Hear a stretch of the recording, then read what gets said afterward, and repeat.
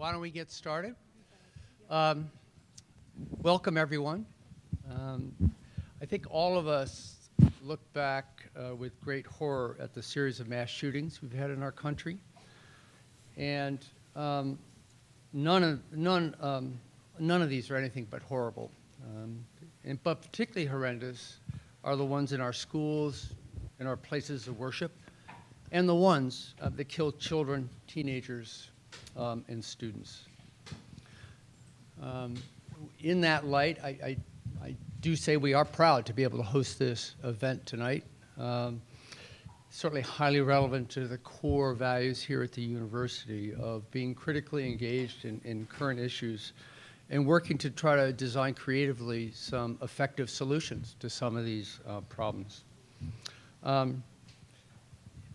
What we're doing is educating the next generation, and I must say the world has left our young people no shortage of very complicated problems to sort out and to try to solve. And I think among all of them, this is one of the worst. But these mass shootings, they bring a lot of attention, but they also highlight something even more significant. It's the overall proliferation of guns and gun violence in the United States. That really should be, it is a source of great shame for our country and its leaders. And the other factor, it's disproportionate impact of gun violence on the African American community adds to that shame. Now, the silver lining, if you could say there's one, is in our young people. And our young people are stepping up to try to address this. We've seen their willingness already, and you have some very brave people right here with us tonight to confront this very serious problem, to try to unpack the issues, and to take action to propel change and help keep the communities safe. Tonight's panel explores various forms of response. It's exemplified by these students from Parkland, Florida, Chicago, and New York City.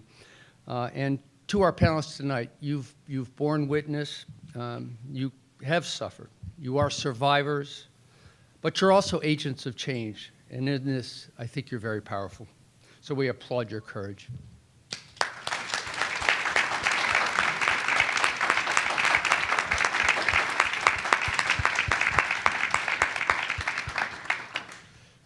And we're looking forward to hearing from you tonight. So our event tonight will be moderated by our Maya Wiley. She is the New School's Henry Cohen Professor, as well as the Senior Vice President for Social Justice. Maya, please. Thank you, President Van Zandt. It's my great honor to speak with leaders who are at the forefront of one of our deepest social problems. I actually asked them how they wanted me to introduce them, and that's the way I'm going to except Amel, I didn't have a chance to ask you because you were being interviewed at the time. But I want to start with Ryan Deitsch, who is on my far right, because Ryan is 5'10", SPF 100, 18 years old, and a former busboy from Parkland, Florida. Jamison, next to him, is a Chicago native. She's a street medic and a youth facilitator. She's 16.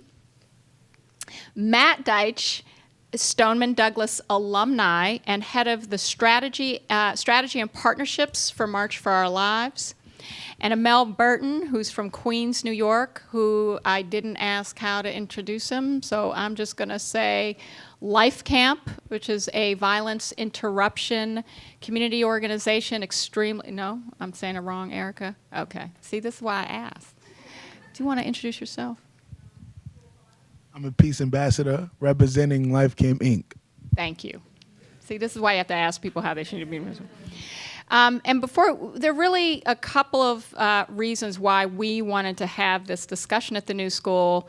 Obviously, all the things that President Van Zandt said, but also because we thought it was incredibly important, one, to understand how gun violence is happening in communities across the country and happening differently in communities across the country, and how our student activists are responding to that. We want to be explicit about race in this conversation because one of the things that we have been seeing is that there is a lot that we need to talk about in terms of how gun violence is happening differently in different communities. And we also want to elevate the incredibly important work and partnership and ally relationships that are happening across youth activism on the issue of gun violence. And that is actually something that there are those among us who are trying to suppress that part of the story. And I think we want to be very explicit and elevate that part, because otherwise we are being divided on race when there is actual unity and mutual support happening. Doesn't mean there's enough of it happening, but there are some important things happening we want to elevate tonight.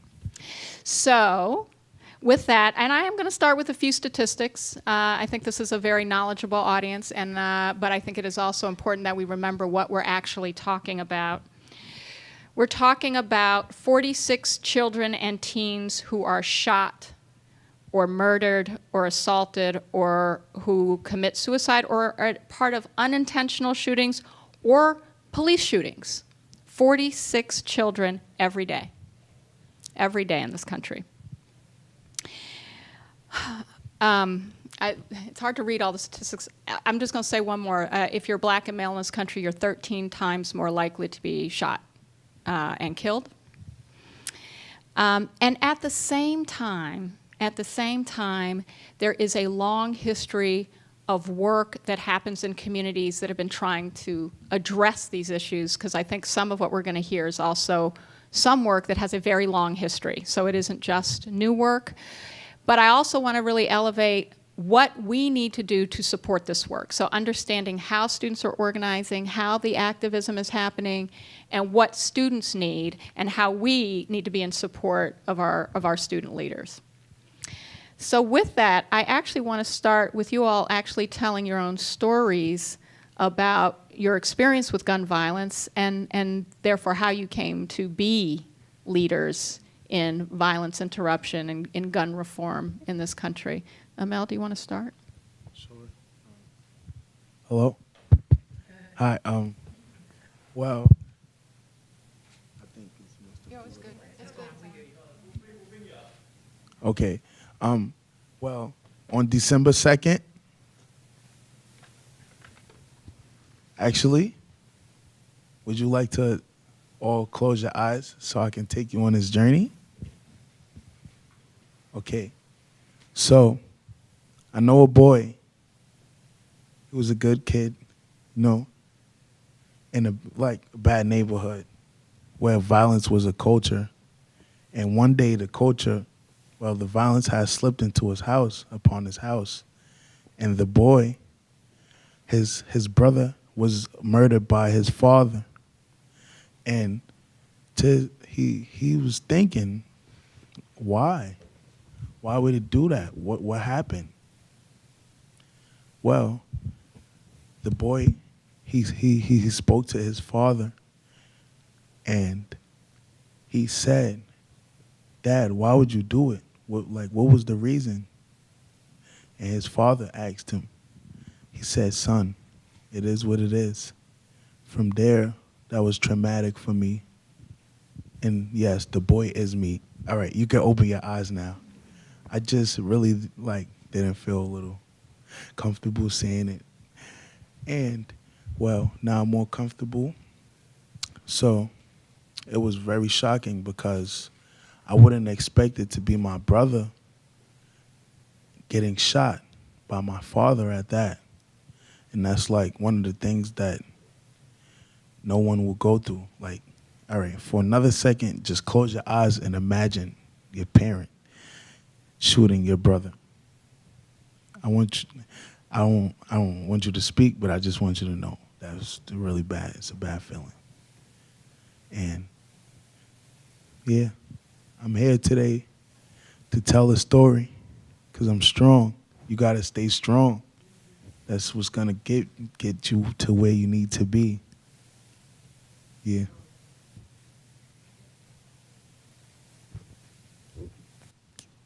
Can you tell us about the work you do in your community as a result of being that boy? Well, I work at Life Camp Inc., and I'm a peace ambassador.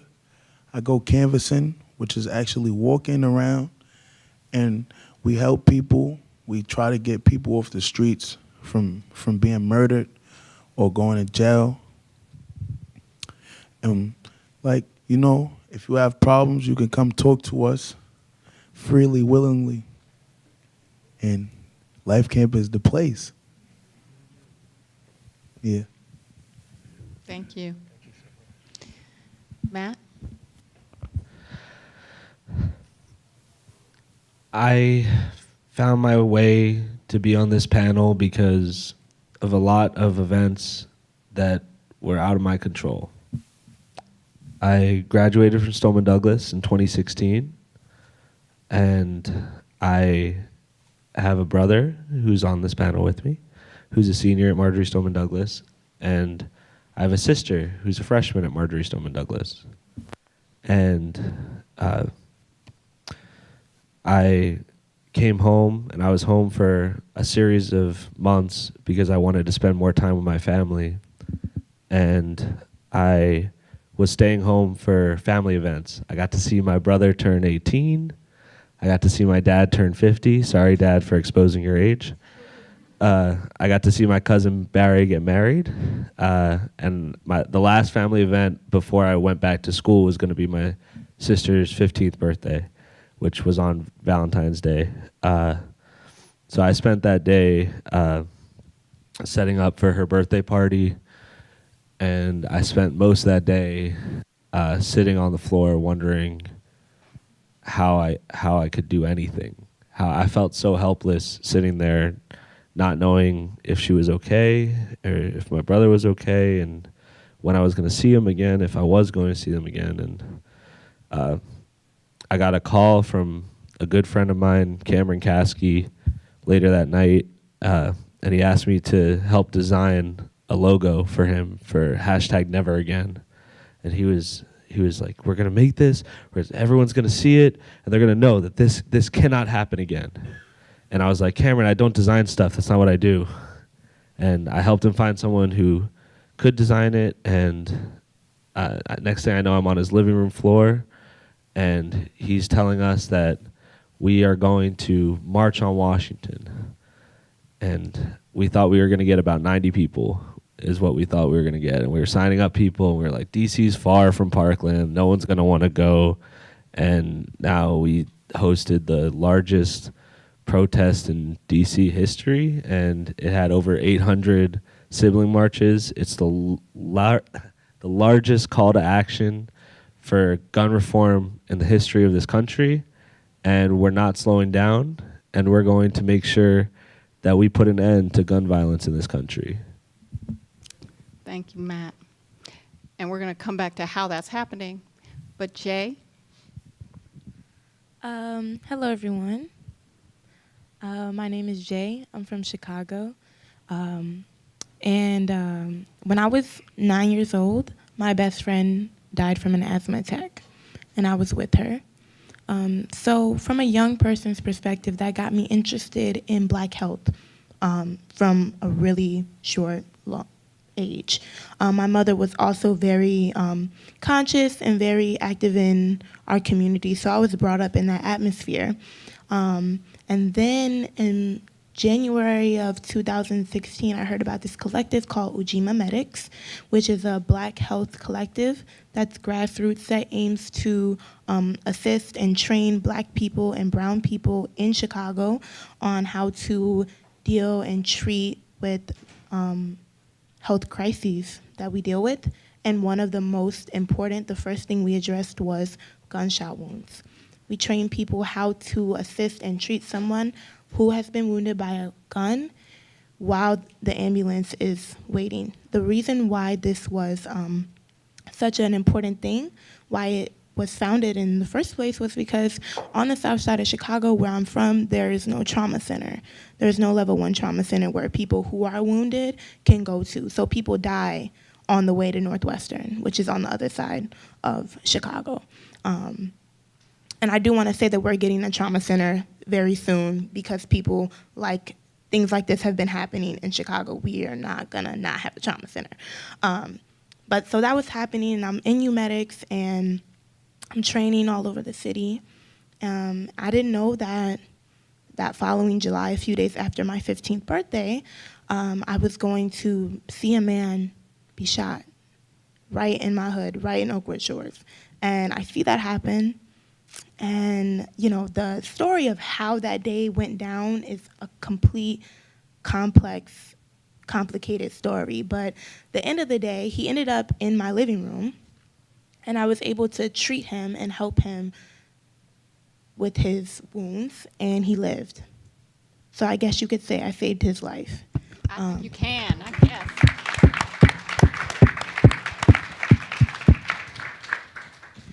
And from there, I reached out to his family. I trained his entire family. The young man who is alive and well, I won't give his name because I didn't give permission to give his name, but he's a part of UMedics to this day. And so that experience taught me how important my particular work was and how people needed to know about it. And it gave me a story to tell that could illustrate for people what this actually looks like, but not only what the bad part looks like, but what the good part looks like too. Because gun violence is an umbrella that has a lot of roots and a lot of ugly things that have happened in this country. And it stems from a lot. However, people are dying, and they don't have to die. And that is where my position is as far as a member of UGMA Medics and as a person in life. So thank you. Thank you. We're going to come back to that deep history point. Brian? Well, like when I was introduced, I'm a senior at Marjory Stoneman Douglas High School. Valentine's Day started out like any other day. Went to school, they had a fire drill, and went back to class, just ordinary day. Then as the day was wrapping up, as I was getting ready to go to work that day, as Valentine's Day is a very busy day for restaurants, a lot of people like to go out, I hear that another fire alarm go off. Nobody really got up because this has happened before. In the past, we've had multiple go off in one day. They normally come on to the announcement, say, ignore it. The assistant principal sat on the button again, something like that. And it was actually a very serious threat. As everybody started to go outside, they screamed, code red, go back inside. And then it ended up where I was one of 19 students in a closet for about 2 hours. We were left unknowing about what was going on. Everybody just was texting their parents, texting their friends, trying to figure out what was going on where, exactly what was happening, and nobody really had answers.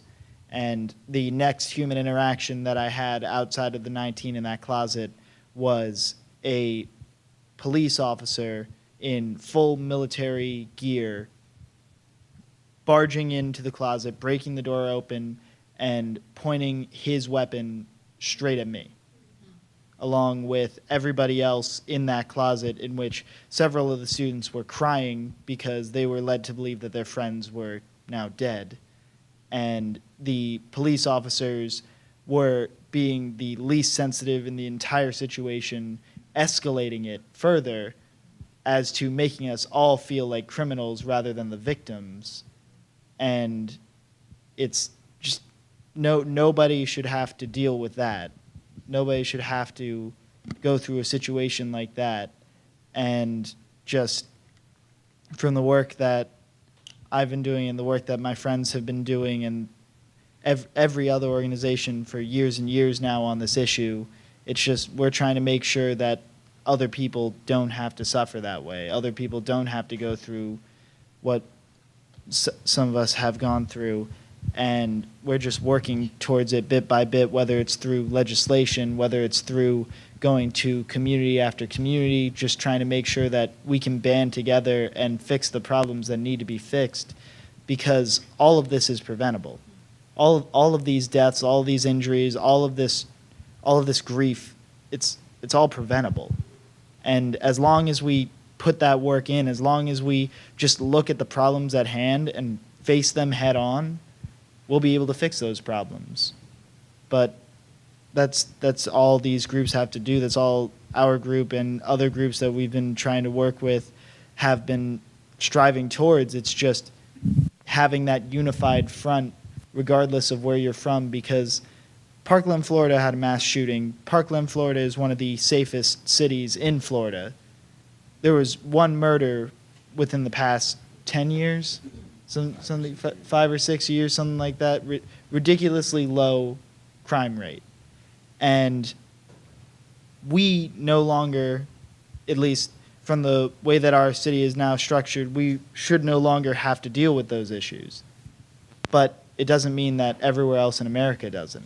It doesn't mean that the areas in the inner city or the areas just anywhere else outside of that little suburb in South Florida still have to face these problems. And they shouldn't. So, yeah, we're just trying to fix that. Well, I want to get into how you're all trying to fix the problems that you have, the gun violence that you've seen, and you also come at it from different vantage points, right? So one of the things I think is important to understand is what supports your activism. You know, Jay and Amel, I'm struck because you're talking about community-based organizations, and Matt and Ryan, you're obviously talking about organizing that comes out of an event where you not from a community organization that existed before the work you started doing, yes? Or is that not fair? I don't know if that's fair, because the media circus paints it one way, but the reality is something far different. We took the community structure and we learned from all these other groups that have been doing this work for such a long time, and we did very similar work to the work that has been going on by these incredible groups, and we just used the spotlight that we were given to amplify that message, to call to action, change on this issue, because the way that we are diverted away from gun violence happens so often, where you have terrible news personalities saying like Sandy Hook never happened, and they try to discredit the victims of something as horrific as what happened in Newtown, and you have people attacking survivors and glorifying the people who do the mass shootings. And we glorify mass shootings and don't talk about day-to-day violence. And so we realized very early on through this tight-knit group of 15 to 20-year-olds that when Emma was asked, what about Chicago, she made sure to reach out to kids from Chicago in the eye care program and talk to them about what they experience and how can we help them through this, using our spotlight. And I talk about this a lot, but they gave us a full lesson on nonviolence when we were hanging out. And I'm wearing one of Martin Luther King Jr.'s principles. The principle I'm wearing is attack forces of evil, not the people doing it. And so the idea is that we can rise up against the actual idea of corruption and choosing money over human life, and defeat that way, instead of picking and choosing individuals that fall victim to this evil. And so the way that we were able to do this was just by amplifying that community structure and by using this coalition building between youth members from across the country. But say a little bit more. When you tell us a little bit more specifically what structure you're talking about. So we played into all of our strengths. So a lot of us were in like drama and TV production and all this different stuff. So like all the TV kids knew like, okay, how the news worked, right? And all the drama kids knew how to like promote events and everything. And so we used those skills to just galvanize a group of people and just continue to do that. So like the way that this started was we just told everyone to tweet a hashtag never again at 3 p.m. and we didn't know it would get trending or not. We had no idea how trending worked. And when it started trending and people started talking to us about it, we were able to just use that spotlight to inspire people that didn't care about anything for the longest time, that people felt helpless in that situation, the same way that I felt when I was sitting on the floor watching the news about what was happening to my brother and sister at school. I felt helpless, and I knew what it took to not feel helpless anymore. And this group knew what it took. So we used our time in the spotlight to get people from CEOs to celebrities to people around the country that weren't connected to any issue to care about this and actually educate them on this issue and arm them with that education in order to have that conversation about how we can overcome this together. Great. And I want to recognize that we now have other members of Life Camp who've just joined us. We were waiting a little bit before we got started because we wanted them to be here, but welcome from Queens, New York. And so I actually want to turn to you right now, Mel, and say, tell us about how you do peace work in community and how you found it, how you got engaged in it. Well, after my brother had passed away, Life Camp, they already knew my family, and my mom was like, "We need to get you out of the projects." So she had introduced me to Erica, and from there, Erica, which here. is the boss, my boss. Well,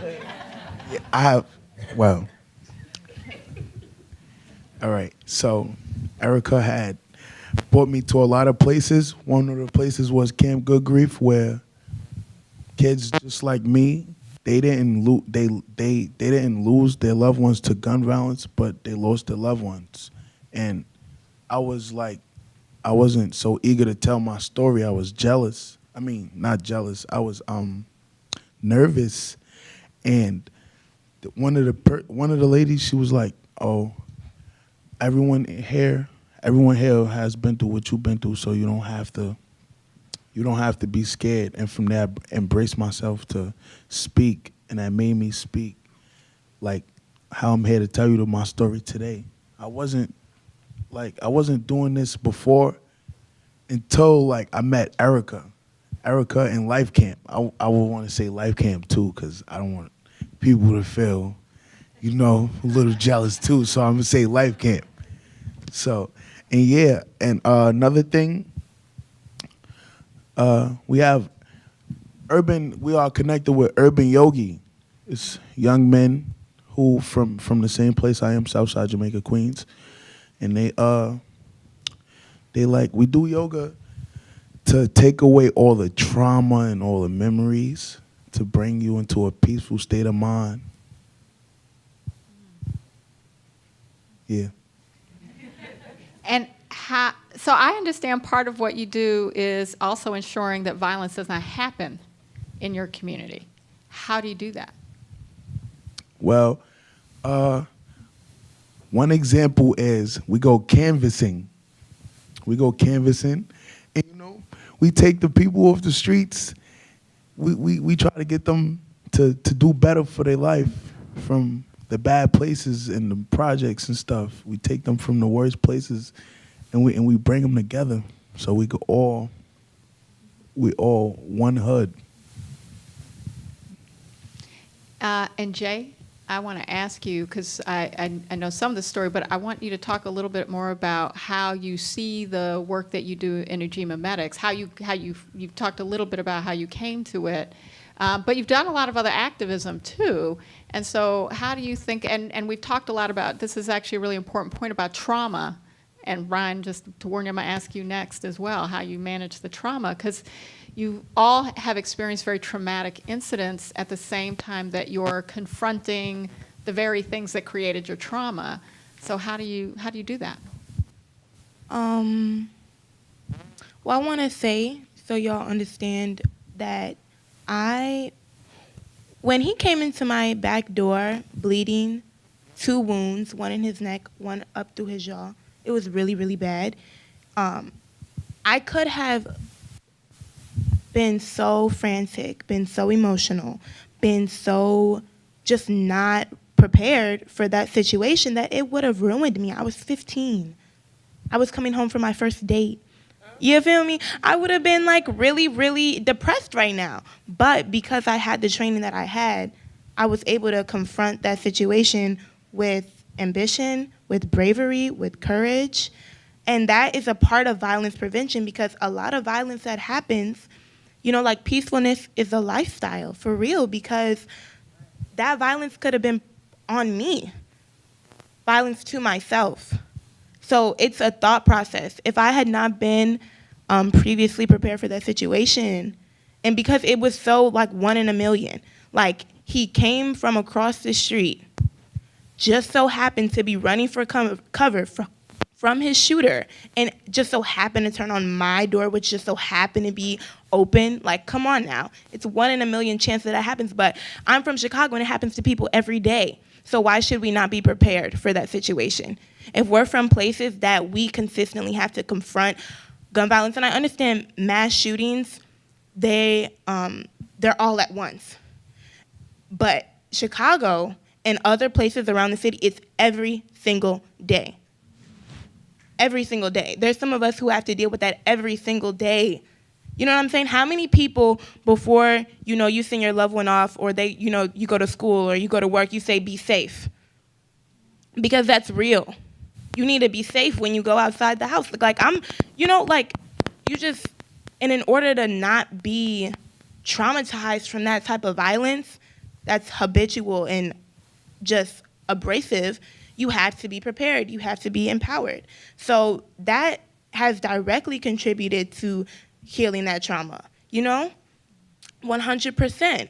And it's also been a good thing for me to support my peers who have dealt with trauma as well. You know, I have a really, really good friend who lost his brother to gun violence, and, you know, he was trained. And that was really hard. It's really, really hard for a person who has previously lost someone to gun violence to hear about all the ways that they could have saved them. That is so hard. But that type of courage is what's going to save the hood. And I think that's really important, to just take things into a whole new level. That UMedics is a Band-Aid. Eventually, we don't want to have to deal with the bigger picture. We don't want to have to deal with gun violence, period. But in the meantime, can we keep the blood in the body? Can we take care of our loved ones? Can we feel empowered to care for our communities within our communities? I think the answer is yes. Can we all agree? Yes. Okay.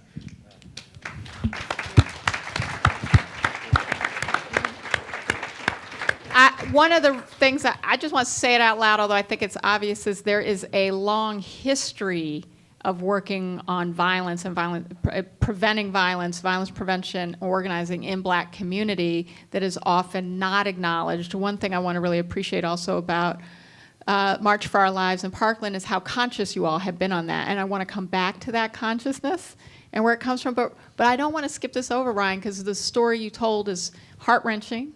It's unacceptable. The description you had of your interaction with the police is something that also some of our communities experience every day, which becomes also part of the trauma and part of the violence. But how are you managing that? What supports you in dealing with the trauma? Well, one thing, like you said, I don't deal with that every day. I only had to deal with that extreme of a situation once. But dealing with that extreme of a situation once is already too much. That's already, you're dealing with something that should not be, because just from a law enforcement standpoint, they're there to serve and protect. I did not feel served or protected in that instance. I felt threatened. And that's not something that, especially when they are rescuing, they are evacuating children after such an instance where that school is a school of over 3,300 students. And they are evacuating every other building that was not in the initial shooting. And that was a long and drawn out process. But during that entire time, it was only very few teachers were there making the other students feel safe. And that, whether or not that is in their job description, that's not something that they should have to be dealing with. That's not something that on an average school day on a Valentine's Day that we should be dealing with. But with how I manage it, definitely I've only had to deal with that once, and I hope to not have to deal with it again. But it's that I also strive to make sure that other people don't have to deal with that. That whenever, for instance, when we try to fight for solutions in the legislative standpoint, where they say what could actually stop these issues, and a lot of people point to a increased police presence, and what we have pointed out, and I think David has done this eloquently, is just the idea of where if you increase police presence in a school setting, you also increase the school to prison pipeline. And that's not something that we need. It's just that we can't be increasing other problems while trying to solve problems. It's just like that. I want to pause on this moment, because something that particularly those of us in Black community have often been asking for is the identification with and recognition of what some of the lived experience is in Black community. And I just want to really appreciate you for that sensitivity. And and I say that because I do think it's really important to call that out and appreciate it when it happens, but also to recognize that, and I want to ask about this, and Matt, you had a couple of examples of this, the way in which there is an organized effort to drive a wedge, a race wedge, between what Parkland students are doing post-Parkland in terms of efforts and support and connection with other communities. Do you know what I'm talking about? We had a little bit of this conversation. There was Breitbart. We live in a world where no matter what you say, it's used against you by the other side. And you can really tell that they're grasping at straws when they make things up. That'd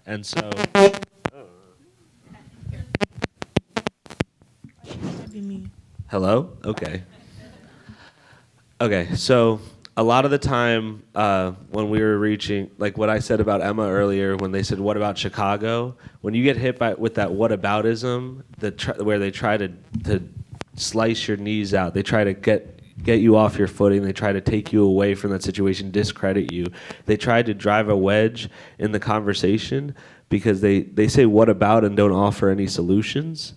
And then when we explain something about Chicago to them and they hit us with, well, they have strict gun laws, so it doesn't work. And they don't talk about the fact that Indiana has like next to no gun laws, and that's where most of the guns come from. But when we can attribute facts and actually supply education in these situations, we're able to bridge that gap and have a unified front on this issue. And so when they say that Parkland doesn't really understand gun violence because it happened once. I had a congressman that I'm not going to name tell me that I couldn't talk about Las Vegas because I wasn't from Las Vegas. I couldn't talk about the shooting there.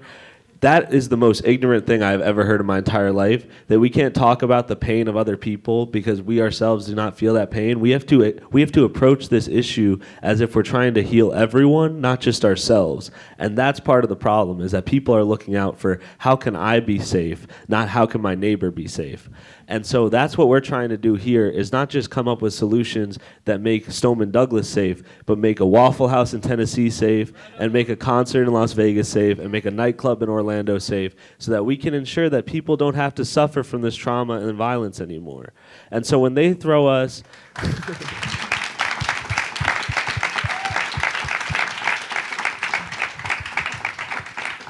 When I have people with 0 followers and an egg as their Twitter avi, and they tweet me saying that that March for Our Lives is so white, and then a Breitbart article follows it up by saying, like, look how white March for Our Lives are, and they didn't even watch the march because clearly we had people from all over the country talking about gun violence of all types, because that's what we need to do. We need to talk about this issue for what it is. When they told me that gang violence isn't gun violence, when police brutality isn't gun violence, they're wrong. And we have to make sure that when they're wrong, they're told they're wrong, so that we can actually look at this problem for what it is, the ugly truth of this problem. And that is the only way we're going to find a solution, is we actually look at the full problem. 96 people die every day. And someone told me, well, a lot of those are suicides. And I was like, well, yeah, that's still dying. Like, what? And like, it's stuff like that where they were like, I said, well, if a lot of people die from gun violence due to domestic abuse, and they say, well, yeah, but like, it's still going to happen. Well, when a gun's in the room, it's 500% more likely that the woman dies. 500% is a huge spike of anything. I'd be concerned about anything going up 500%. And like, they just completely ignore that because it's bad for business. And I don't care about their business. I care about people's lives. And so we need to start talking about that and not care about when they say, what about Chicago? We say we're going to fix Chicago too. We got to stand up for everyone, not just us. And like, that's the issue, is like, they keep trying to drive a wedge, and we just need to keep coming together, because that's how we're going to win. Jeff, thank you. Jay, jump on in, because you were itching. And okay, no, but seriously, jump in, because one, I want to point out that there was once a person who's now in a prominent position who actually said that, like, people are shot on corners all over America if it's a black community, and that 80% of people who are murdered by black people. Okay, none of that's true. Chicago is often used as the stereotype around this, so part of what happens is we normalize and ignore gun violence in communities like Chicago. Not all of us, but there's a narrative that ignores it as almost like this thing that happens that those folks do. And we know who those folks are. What do you say about what we need to do to interrupt gun violence in Chicago? And what do people need to understand about your neighborhood, about your community, that they don't?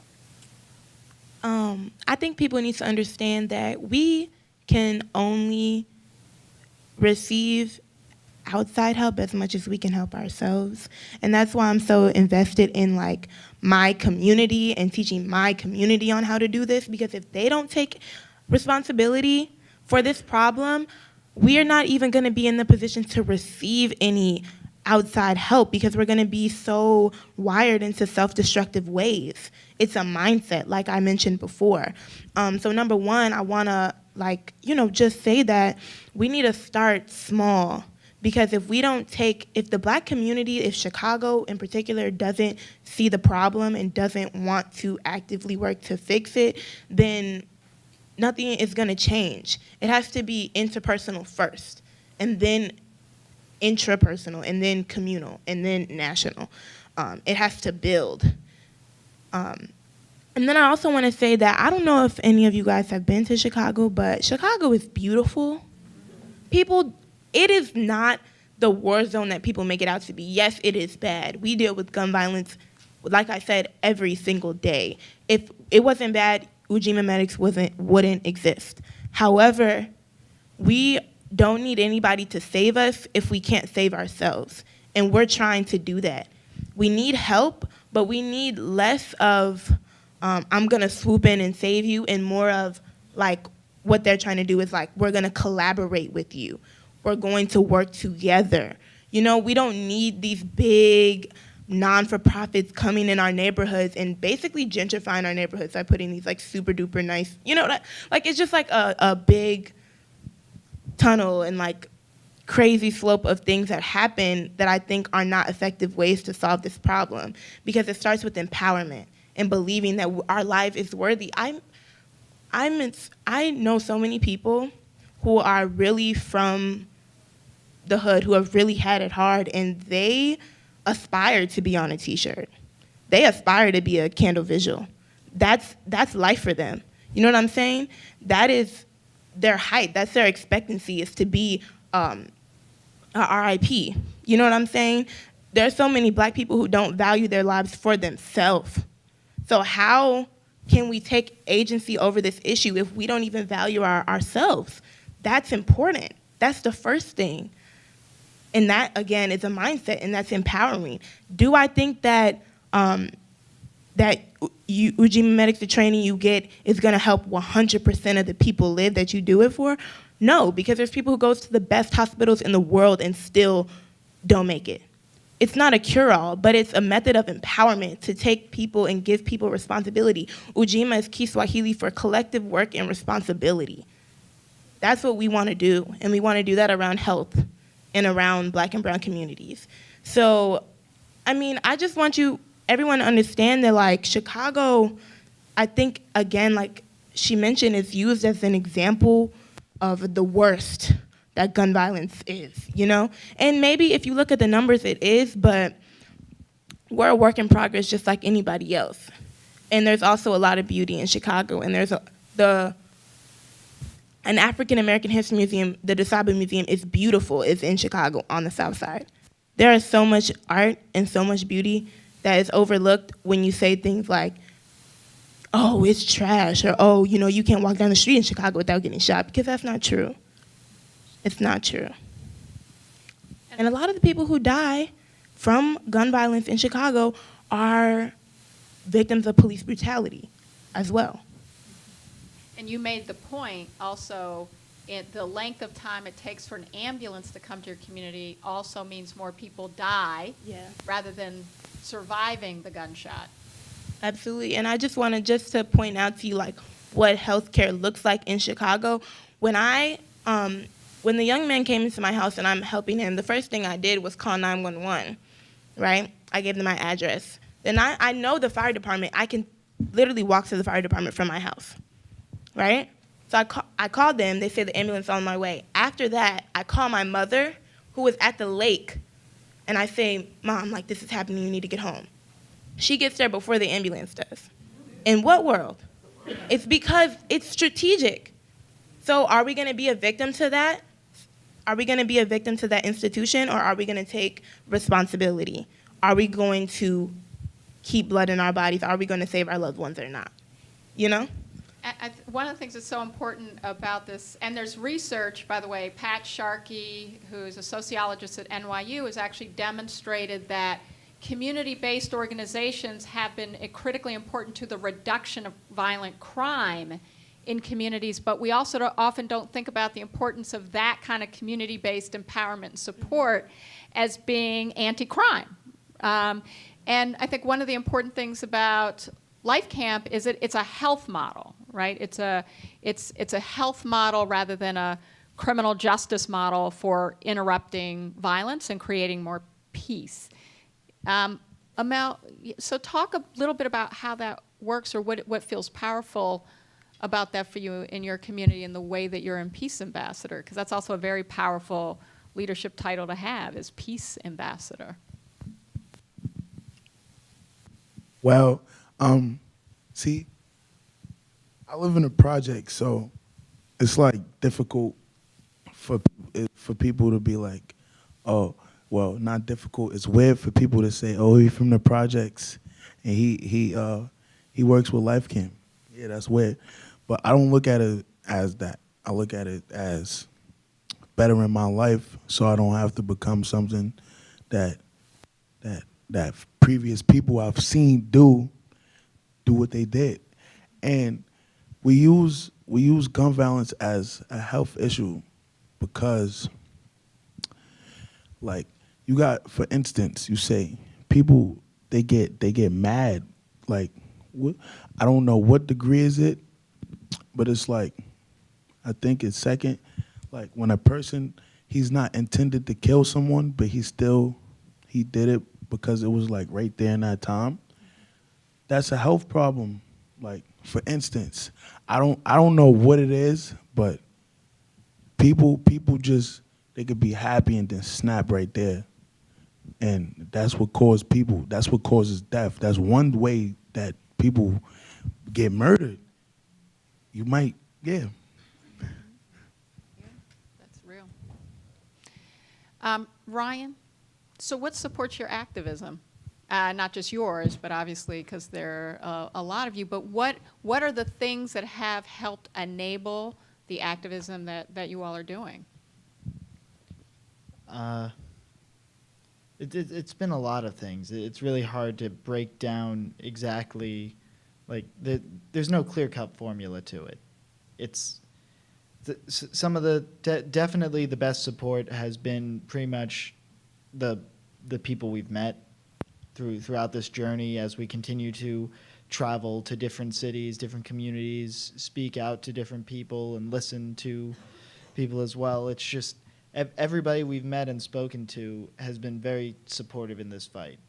I mean, for as far as the opposition goes, there's been very few that I've ever actually met in public thus far. But for those that I have, every conversation I've had with them has ended with either them changing their beliefs or looking into newer solutions that they can accept to fix these problems. And that definitely seeing that the way the media has portrayed us and others in this fight, how they try to make it a this versus that sort of thing, a black and white scenario, and this is not black and white. And very much so that this issue is, if you actually look at the numbers, if you actually break it down, the sides are not equal in any way. It's that one side is simply trying to fight to save other people's lives and to protect human life and American lives just here at home and in any city across this country. And then the other side just simply isn't. They're not acting on the things that they can act on.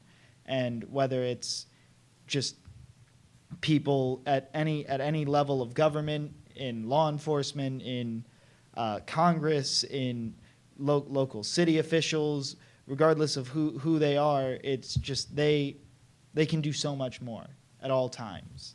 And it's become left up to the youth. It's become left up to the kids to say these things and do these things. And I've heard so many older people come up to me and say, you're saying the things that we didn't have the guts to say. But they do now because of everything we said, because of everything we've done, we've gained this huge support. And whether it's the people back at home just helping us out, making sure that we're having some form of self-care, even though that's very minor at this point, it's just everywhere out there, we feel the love, we felt the support in this fight, and we continue because we know what's at stake. We know that this is life and death. We know that for every day something isn't done, more people are injured, more people are hurt, more people are lost, and we just need to keep going. And it sounds morbid because it is. It's that this entire issue can be solved, and this entire issue can be fixed as long as we just put our all in it. And I don't know, Matt, you want to add to this? I add to it, and I want you to add also, because it's a story. You and I have talked about something you did that I don't think is necessarily well known. Liberty City, Miami, not long after the Parkland shooting. Liberty City is one of my favorite places on this planet. It's near Miami, and I was invited to speak at a town hall where they had a bunch of kids from Liberty City. And just so you know, like, Liberty City suffers from gun violence nearly every day, similar to Chicago. It's really awful what they have to go through, and they're victims of gentrification too, and a brutal police force, and they suffer from all the things, and they get zero coverage except when their athletes go pro. Marco Rubio hasn't tweeted about any of the 4 shootings that have happened over the last month, but he sure as hell tweeted about Devontae Freeman going pro or something like that. I don't even know. But it's just like, I went to a town hall and I spoke there, and they asked the question, who here has lost someone from gun violence? And every single hand went up. And that's not the only room that I've been in where that question got asked and every hand went up, but I was really moved by just the knowledge in that room. I had 7, 8-year-olds telling me about statistics about universal background checks and about how they should fund community centers and youth employment and summer jobs for these kids and all this stuff. And these kids knew way more than any elected official I've met with. And I've met with over 200 elected officials, and there are 8-year-olds in that room that knew more about this issue than them and about how to solve this issue. And after I left that town hall, I was super pumped about working with them in the future. I was ready to help them. And then later that week, they had 2 teenagers were killed right near where we had the town hall from gun violence. And the media didn't cover them any any kind of fairly. Like they didn't give them any justice in regards to the media coverage. There was no student interviews like they had for Parkland. There's no stand-ups where they were inviting them or going to their house. The NBC and CNN and Fox News and all that, they were driving house to house looking for interviews when Parkland happened. But like teenagers get shot in Northwestern High School and nothing gets done. They don't interview any of the kids, and so they were having a walkout, and we used our platform to get it trending nationally, and we got CNN to talk about it. But even then, all the shots that they had of them were aerial shots that make it look like a riot. But you have black and white photos of like kids from the elementary school in Parkland leaving like they're civil rights heroes. But we can't talk about all of them being heroes, all the young people being heroes on this issue. We're all doing the same thing, fighting the same fight, but we get different coverage, and I'm sick of it. And I want everyone to know that we're going to come and stand together on this issue, from Liberty City to Parkland to New York to Chicago. We're going to continue doing this because the way that this has been talked about for so long is so incorrect, and I think that is a huge reason why nothing has gotten done in regards to preventing this.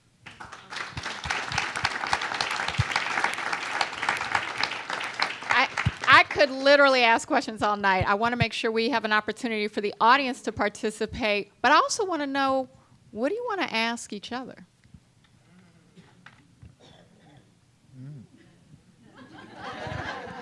We talked a while. I know, that's a little bit, I mean, they were talking back in the other room, but what do you want to say to each other? I just wanted to know I just want to know more about Life Camp and what you do, because I think that's really awesome. I literally said peace is a lifestyle like 5 times today, and then I seen you wearing that sweatshirt, and I was like, oh, all right? I was like, OMG, like that's so cool. So I just want to find out about it. You could come find out yourself. Could you give like an actual like a situation? I will come, but I want to know like an actual like a day in the life of Life Camp, like what? Oh, you can look us up. I'm gonna do it. I'm gonna do it. Life Camp. Wait, say that again. Facebooking it. Y'all on Facebook? All right. A day in the On life. it. Life Camp. And tell us what life stands for. Love ignites freedom through education. Love ignites I never knew that. freedom through education. Y'all got 3,000 likes? Like? Go like Life Camp on Facebook. We just found it easily. 5 stars. 5 stars. I loved it. I haven't even been there. Okay. Truth of 21st century social activism. All right, so day in the life. Day of life. All right. From my perspective, come home from school. I go to work. You got the outreach workers there, the hospital responders, and the violence interrupters, and then you got the young ones, which is me and a few you could see in the crowd, but I don't want to throw everybody else to the bus like that. But we got the peace ambassadors, yeah, and we go to work. We have fun. It's a peaceful place. It's self-explanatory. That's what I wanted to say. All right, That's what I want a violence interrupter. Can we get a violence interrupter? Corey.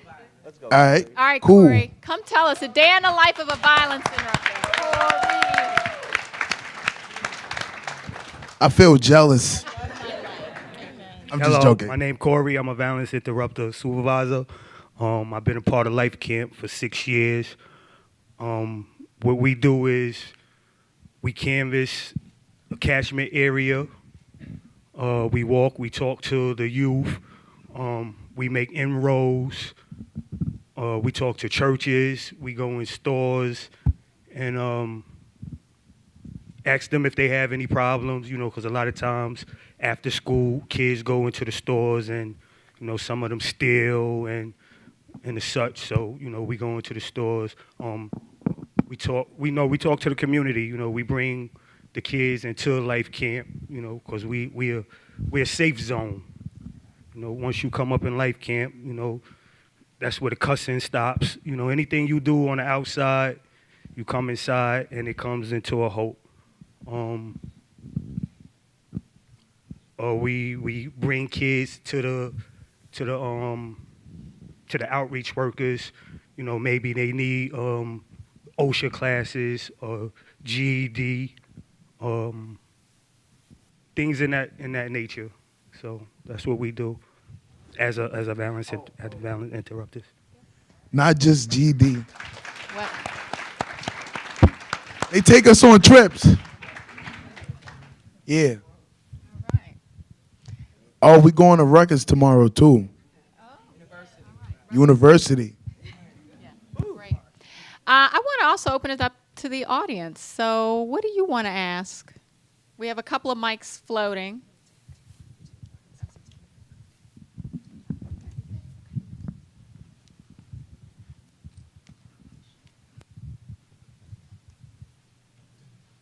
Thanks, first of all, so much for. Thanks so much for being here. What you all said was. stand up, please? Yeah, we can't see you at the front. Okay. Thanks so much for being here. What you all said was extraordinary. One thing I'm curious about is it seems that gun violence is an area that's really ripe for misinformation. So ranging from what you talked about, people sort of misinterpreting statistics about gun violence and gun laws in Chicago and gun laws in Indiana, to blatant falsehood saying that Parkland kids are actually actors or things like that. In an age where we seem to live amidst a lot of misinformation, how do you think about, whether in the Never Again movement or really just thinking more broadly as activists, how do you think about this question of information and misinformation and what we can do to ensure that the facts are set straight? What we talk about all the time is just REV. So like that's how you combat the misinformation. REV, register, educate, vote. So we register people to vote around the country, and when we do this, we arm them with the real education. What is actual facts? And we don't just tell them, we show them, we cite our sources. That's the thing about these people who aren't actually telling the truth, is they don't have those sources.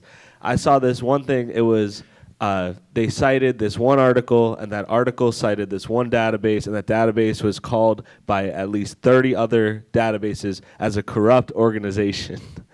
And that was like, I was like, I sent that to the person who sent me the article, and they just said, oh.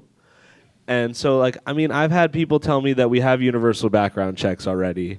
And I was like, no, we don't. There's strawman purchases. There's the boyfriend loophole. There's 2 states that don't require any background check whatsoever, and there's still online sales. And I was like going on, and they're like, well, that's not real. I'm like, yes, it is.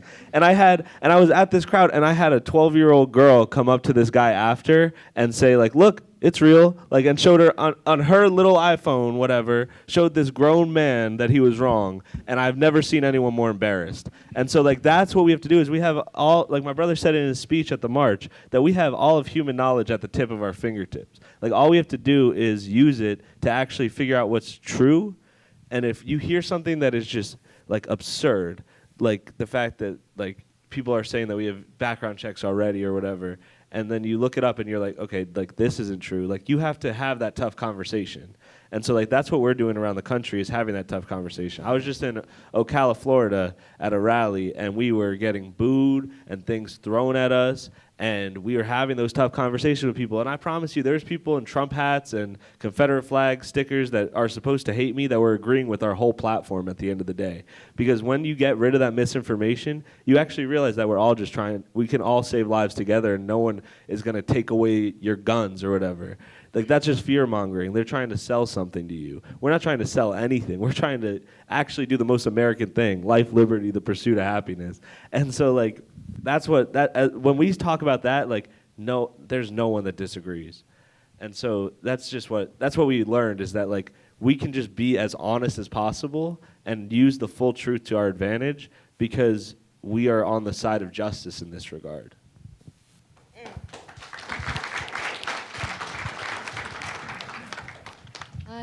Thank you so much for speaking and sharing your stories.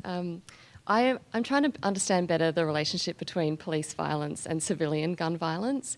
So I'm wondering if you can talk about, how you were saying the people separate the issues, how you think good gun control and gun reform will help reduce police violence, or how you see that relationship. Police violence and regular violence, well, it's the same thing to me. It may not be a universal belief, but it's a universal belief to me.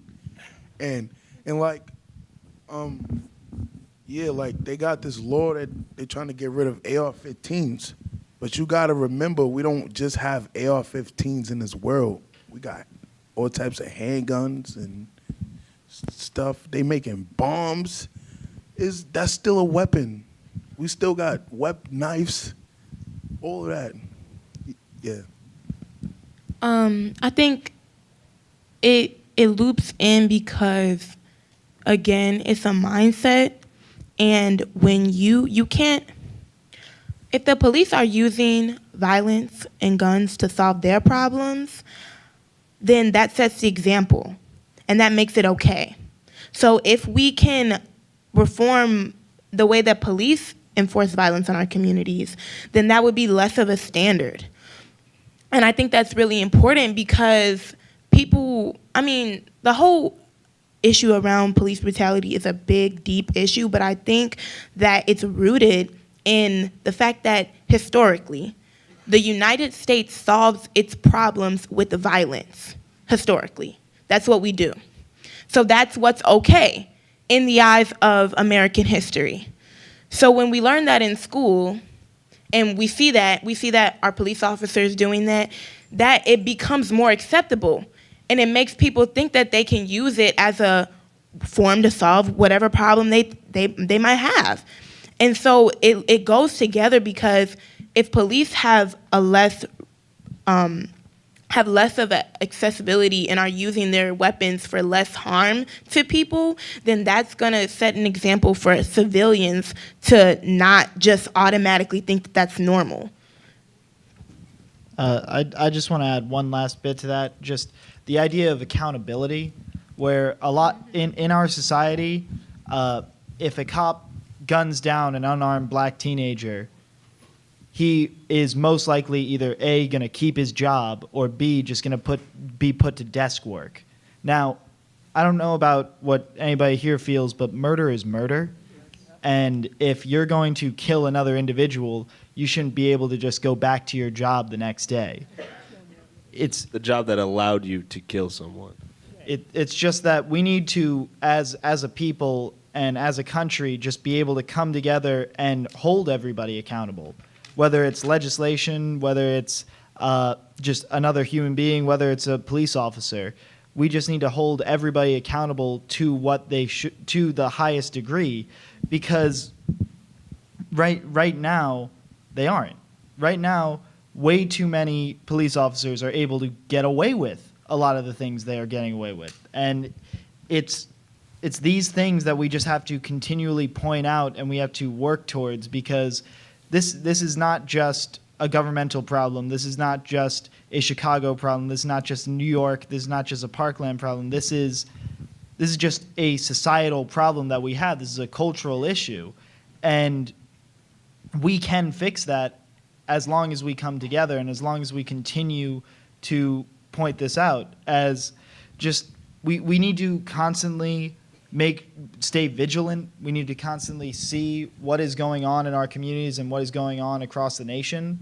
And as long as we continue to call BS on some of these things, we will be able to fix these issues. And that is basically the answer to your question, where it's police violence and civilian violence would be put together. I just want to add to that. I'm sorry. I know he said it was the last thing. I'm going to add one more thing.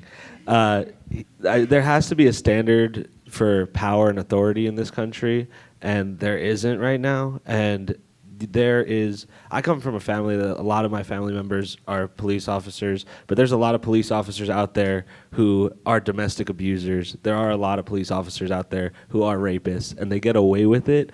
And I said earlier that domestic violence is it is the number one indicator for mass shootings, and also for 15% of all violence is between a partner, like an intimate partner. And so, like, it's just crazy to me that that a police officer could have a record of beating someone that they care about, and then you expect them to serve and protect people that they don't care about. Like, it's a job, like, and they shouldn't be out there. Look it up, how many police officers have a record of domestic violence and are still allowed to work. It's absurd. So we need to create a standard for who can actually wield power in this country in regards to protecting us and having a weapon that could take human life.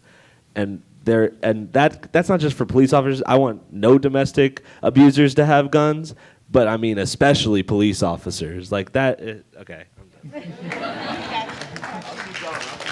I think we may have some new adjunct professors for public and urban policy right up here.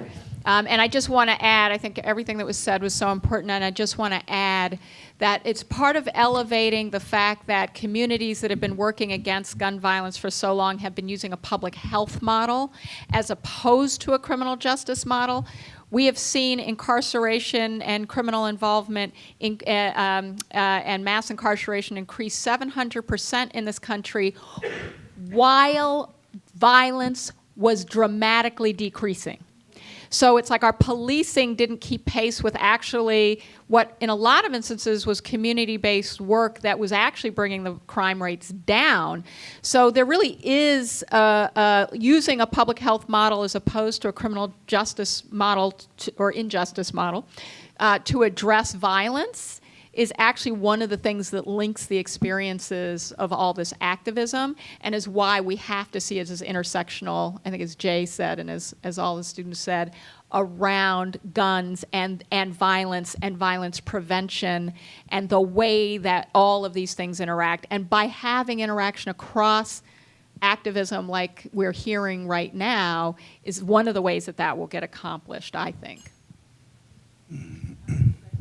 Yes, good evening. First of all, I just want to say that I commend you for the progress that you've made. I'm at awe with that. I didn't see this coming. I just want to tell you though that this gun violence, it still come back to guns. So we got all these different perspectives, but it's still a gun is the common denominator. And I can tell you this, that this is nothing that just started. I live in Queens now, but I come up through Harlem most of my life. This is before pre-gentrification, okay? And I remember coming up, okay, Harlem, 116th Street. Pretty much a lot of my friends, they're not here right now. A lot of them was lost through gun violence. We also experienced gun violence every single day. Plus, we on top of gun violence, we had a proliferation of drugs in the community. And, this situation, when I look at it, I say, wow, it never made the news. You never knew about all the friends that I lost. Never knew about my father, he got murdered. You never knew when I got shot and was laying up in the hospital. That never made the news. Matter of fact, the police came to the hospital and he told me, don't worry about it, we're not here to lock you up. I said, what are you talking about? I'm the one that got shot. Did you find anybody, the guy was running away? You come to ask me and tell me that you're not gonna lock me up? And see, I say this to say that, it's not, you say hold everybody accountable, but what about, these gun manufacturers? Okay, because the thing is that, and not only that, but I see y'all going through all this effort and barely making some change. But I also see you being attacked by our very government. Individuals who's getting money from these gun lobbyists. They don't want you to be out there like that and putting out all this type of, information about this and that and protesting this. Everybody walking off of school. They don't want this type of activism. And they're coming against you, a very government that's supposed to be, leading in this fight. to try to eliminate this type of stuff. Okay, so my question to you is, as you're going about this, right? I just want to know what representatives or what in our government that actually align themselves with you and that's helping you out with this, with funds, whatever it is that you need, because you're actually doing their job. If they were doing their job, I don't feel we would have these young people standing up like this.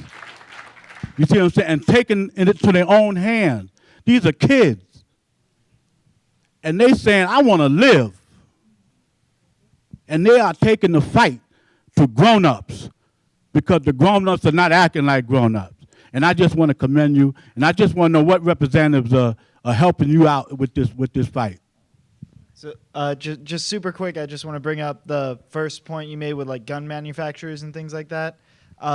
One issue in this country is that it is barred by law to have a class action lawsuit against gun manufacturers for issues with their products, which that is in our system of government. It might have went under the radar when it first started, but now you cannot pool together, you cannot band together as citizens and sue them and hold them accountable. The NRA sues people every day. The NRA in the state of Florida can legally sue any local legislatures that try to protect their counties, their cities, their people, and that's just not right.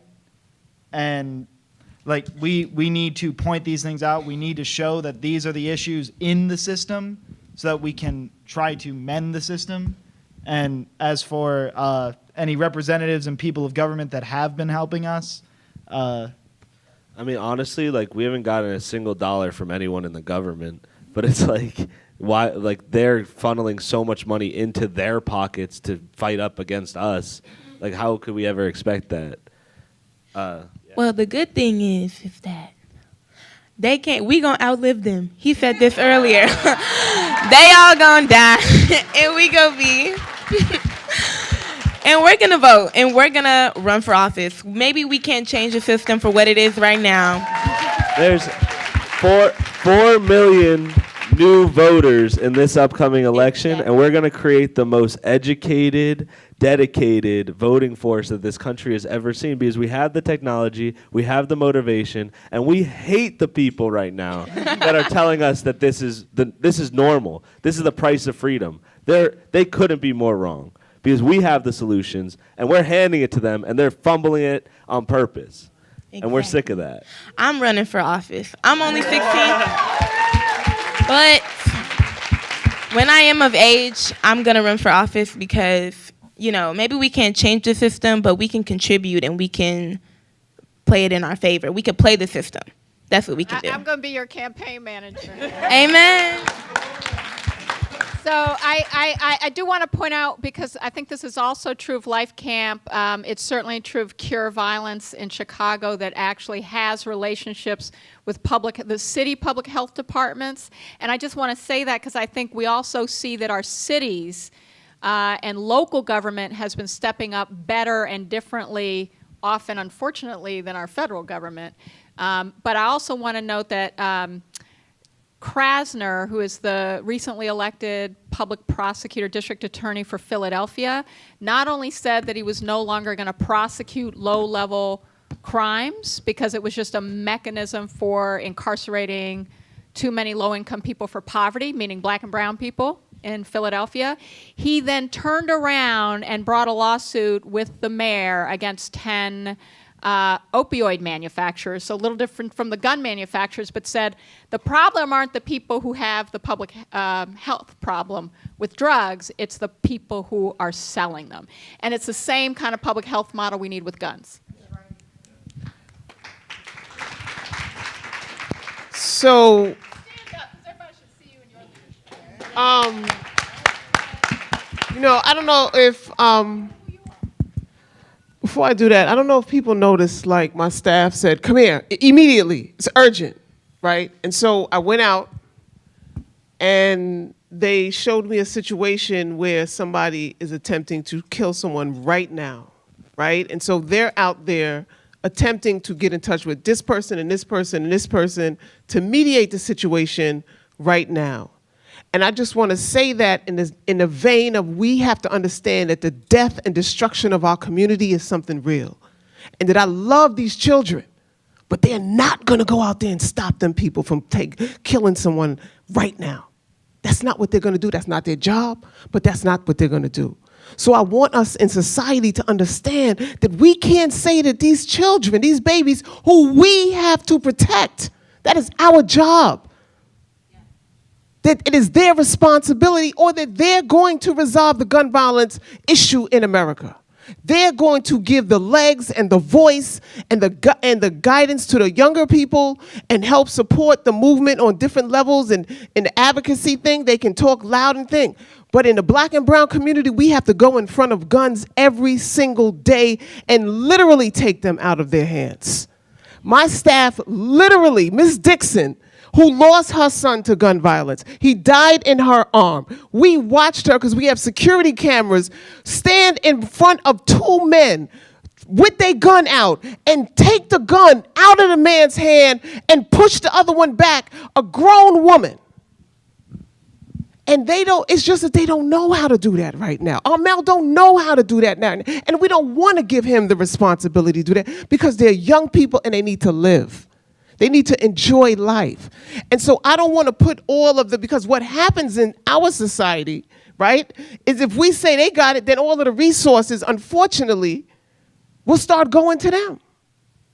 To young people. Now they're snatching up young people and putting them on the thing, and they got the answer, and they can't have the answer. They was just born.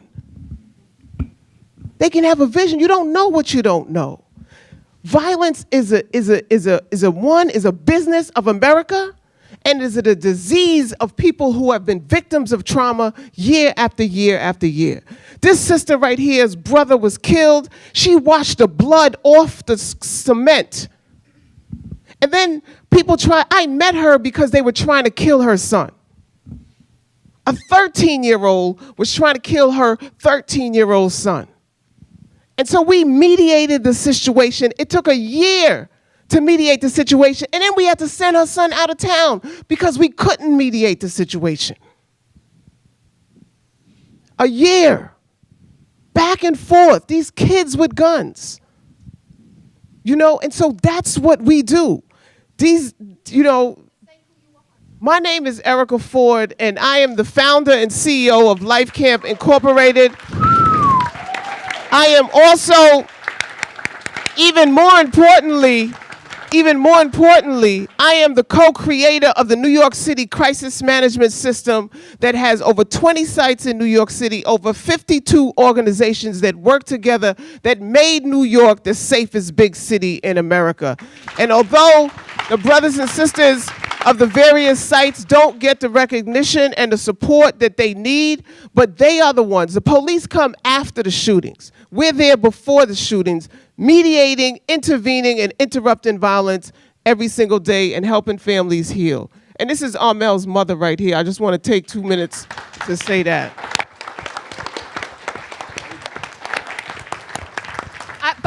This point is another one we should stop on, because there are all these questions that keep getting raised about how did violence start reducing so dramatically in the United States, and we have not sufficiently recognized, celebrated, and supported the violence prevention work and organizing that community groups have been doing all along that have really dramatically contributed to that. So I just want to lift that up and thank you for that.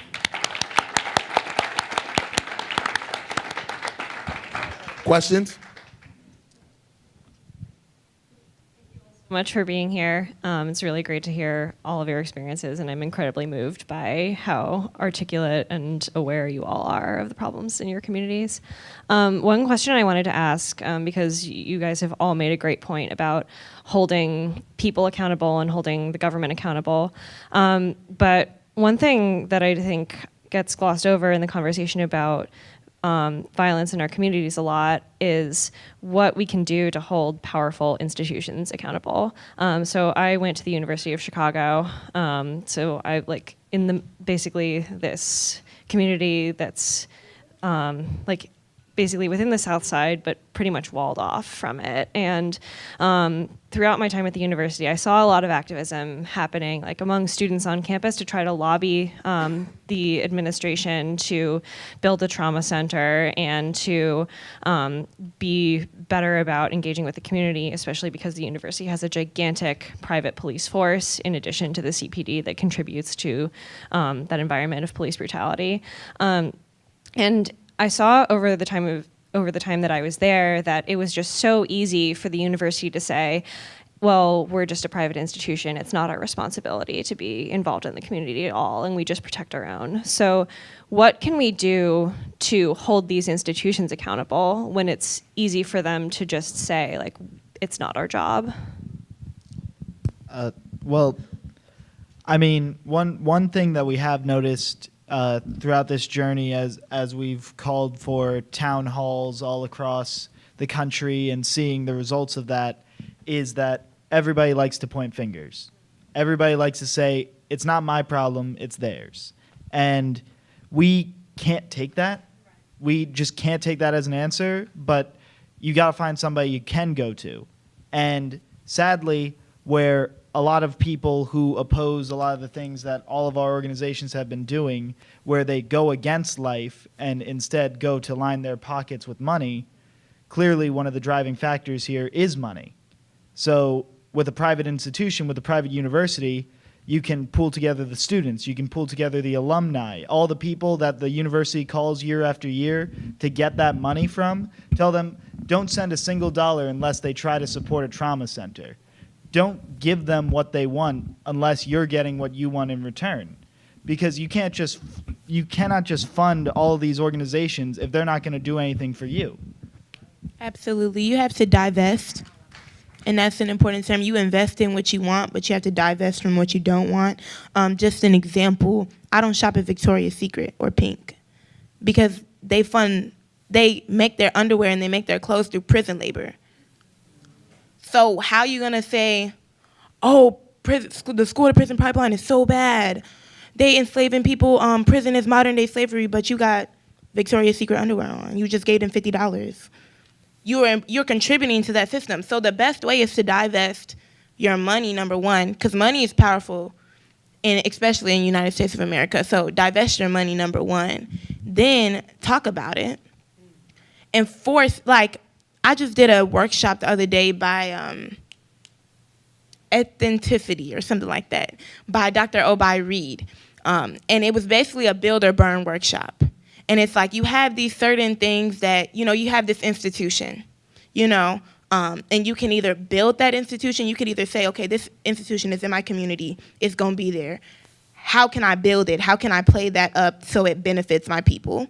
Or you can say, I don't want anything to do with it. I don't want it in my community. How I'm going to burn it down? How am I going to destroy it? So you have to decide, can you benefit at all from that institution? And in that case, we could, because they had the money, they had the resources, and they had the property to put a trauma center on the south side of Chicago. So we said we're going to build that. We're going to build that from the outside by protesting, right? Or we could have built it, I'm sure it was a combination of both, or we could build it from the inside. You know what I'm saying? By speaking to the people up top, by getting meetings with people, by infiltrating their board and getting on that board and saying, hey, this is important. Or we could have said, I don't want anything to do with it. We're burning it. It's over with. We're not sending our children there. So you have to find power in your strategy. Things don't happen overnight. It's a strategy. The Montgomery bus boycott, they didn't end that segregation on the buses because they stopped riding the buses. They ended the segregation on the buses because, one, they were losing money, but also because they fought class action suits for a year. They didn't ride the bus for over a year. You know what I'm saying? Like, that is the type of consistency and persistence it takes to change things in your community, to change these institutions. That is what it takes. You can't halfway do it. Either you're gonna build it up or you're gonna burn it if you wanna see a change. Or you're just gonna have to be a victim. And I don't think anybody wants to be a victim.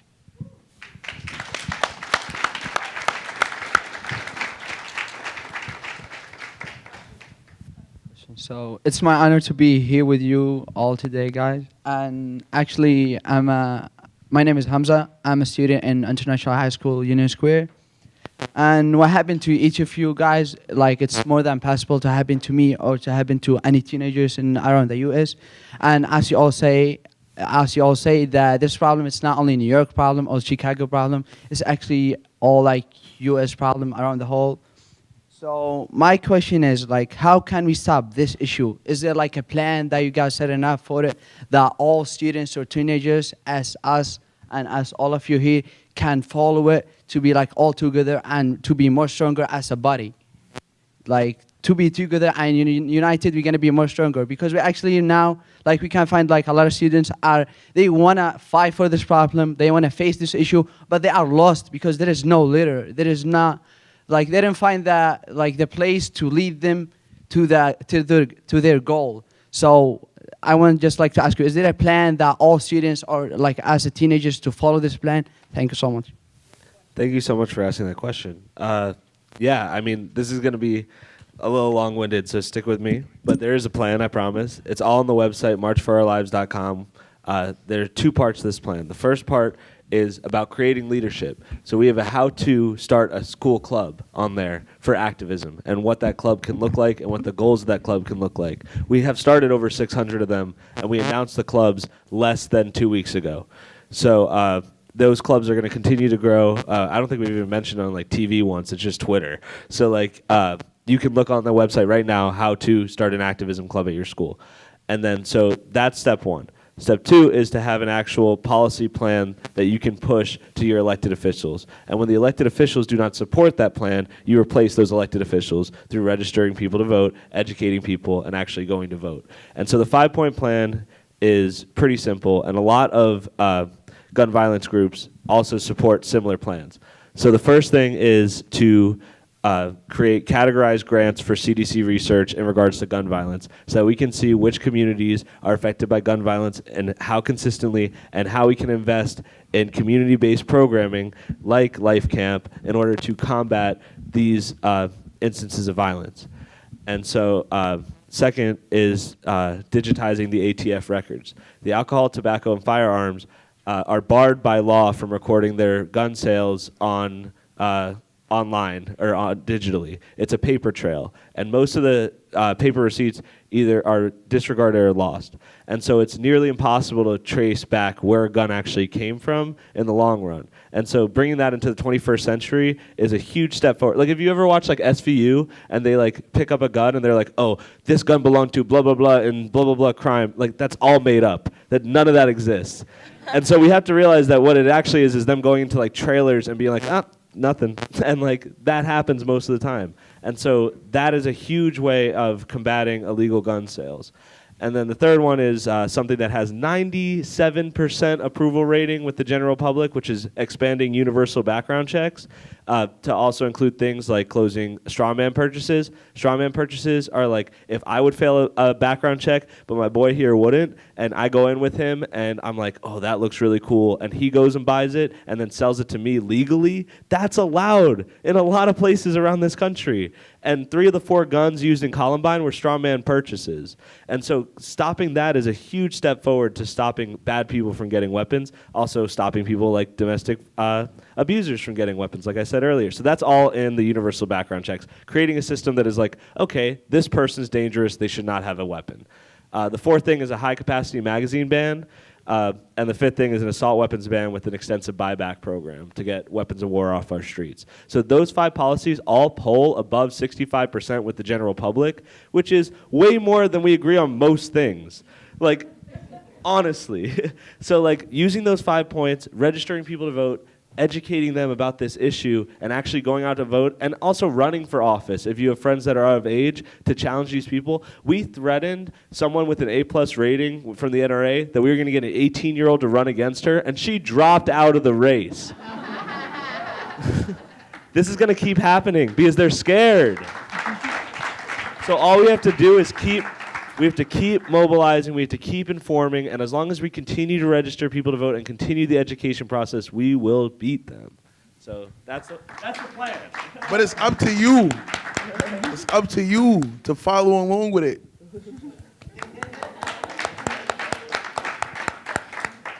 It's loud. My name is Ramon Contreras. I'm the co-founder of the Youth Over Guns March on June 2nd, which is focusing on communities of colors, and our goal is to elevate the voices of students of color who grew up around gun violence all their lives. So like, stories like Amel and stories like Journey, putting those students on the platform to tell their stories and, to fight for the change that we need in this community, especially our communities. And like someone like myself who grew up around gun violence all their life, I grew up in Harlem in the projects. It's something that was ingrained in my mind. First time I saw a gun, I was only 12 years old, and it was put right in front of me. So a lot of this happens to young students like us, who we just, we're just around it. And it gets so ingrained in our mind that sometimes we believe, that violence is the only solution to our problems. And, a lot of that has to do with the systematic racism that, traps a lot of people of color within the system. And, sometimes a lot of us can't find a way out. And it's important for us to speak on issues like this and, for students to keep on the movement and keep the momentum going to fight for better gun control and to making sure that students aren't forgotten in this issue, especially students of colors who live, through this every day. And, I kind of want Amel to talk more about when you go into these communities. I grew up in the projects, and when I tell friends or people I grew up with about my movement, a lot of them kind of resort to like, oh, what are you doing? You're an op. And they think it's a joke, and they don't think a lot is gonna come out of it. But they forget that in Birmingham, 1963, it was young students of colors who stepped up and marched and got arrested and fought alongside all the civil rights leaders, and it was them who put the civil rights movement on the platform. So how do you fight against? How do you work with that pushback and tell your peers that this is the time for us to do something, this is the time for us to jump in and use the momentum to fight for this change that we need? See, as I was saying, a lot of people have asked me, well, not even asked, they have said, you from Baisley, you working in life camp? And I'm like, yeah, what's wrong with that? And then that right there is a thought of a stereotype, as if he wasn't supposed to work there. But I got people that's willing to push me to the limit to go to as far as where I need to get. So I could have somebody, come with me to life camp right now. Come with me to life camp. He'll stay as long as I stay. Because off the strength of me, they see what I do, and as me doing that brings me more to a leader, and I lead people to do the right things. Yeah.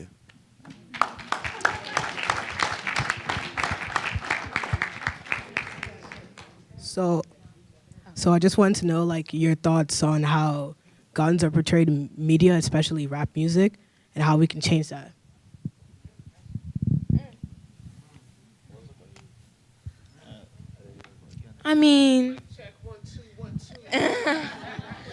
You turn on the radio, and it's drugs, sex, violence is super what's up, And I'm from Chicago, you know what I'm saying? There's Chief Keef and G Herbo and all that stuff, and the music is violent that we typically listen to. It's violent, and then I wonder, we complain about gun violence all the time, but we're listening to music that that reiterates that. How do we do that? But my thought on that is that you can't dispel those people from the culture that they were raised in. You can't exclude them. You have to educate them. And that's not to say that people are gonna stop making music about what they know. Music is a right of expression. We have the right to express that. And I can't tell anybody to not say what they know. I cannot tell anybody to not say what they've experienced. That's not my job, because there are plenty of people who can relate to that. However, it is my responsibility, or I could potentially talk to that person or talk to anybody who's listening to that music so they understand the truth, so they understand in their heart, this ain't really what's cool. The beat might be nice, but guns are not. You know what I'm saying? And so you just kind of have to navigate that as best you can, because it's hard, because that is a freedom of speech. That is a freedom of expression that we have in America, but we also have the right to education and to educate other people. So, you just have to, navigate that as much as possible. But I will say, by no means should you, exclude somebody or make somebody feel bad because they like music or they listen to music or they make music that is violent, if that's what they know, if that's what they were raised upon. They're only expressing who they are in their own eyes. So you can either change that reflection for them, or you can support them in being a better person. But you can't judge a person and expect them to change. Something that I always say, what I try to teach the young leaders that we talk to, is that learn, don't emulate. So every person is their own person, and every situation that these young leaders are in is a unique situation. The kids that I talk to in Livingston, New Jersey are going to have a different approach to this issue than the kids that I talk to in outside of Boston. And so when it's the same thing when it comes to consuming any content. You can learn from it, just don't emulate. You have to adapt everything to your own situation. I want to say something because it's so critically important. It's about how we stereotype communities, because it's also true that the record industry, there is a lot of rap music that is not violent, that is political. We have a long history in rap music that is not violent, that is political, and they don't get record deals. And who's cutting the checks? Okay. So I just want to give you a little bit of a backdrop about my history, and I want to relate it back to the children and to the young adults I see on the stage today. I grew up with a sister who had a mental illness, and she wasn't properly diagnosed until she was technically a legal teenager. And unfortunately, then she succumbed to that illness as a 30-something, violently through gun violence. You mentioned 5 points. I would like for you all to talk a little bit more about mental health and how you are building perhaps a national network of mental health for young people.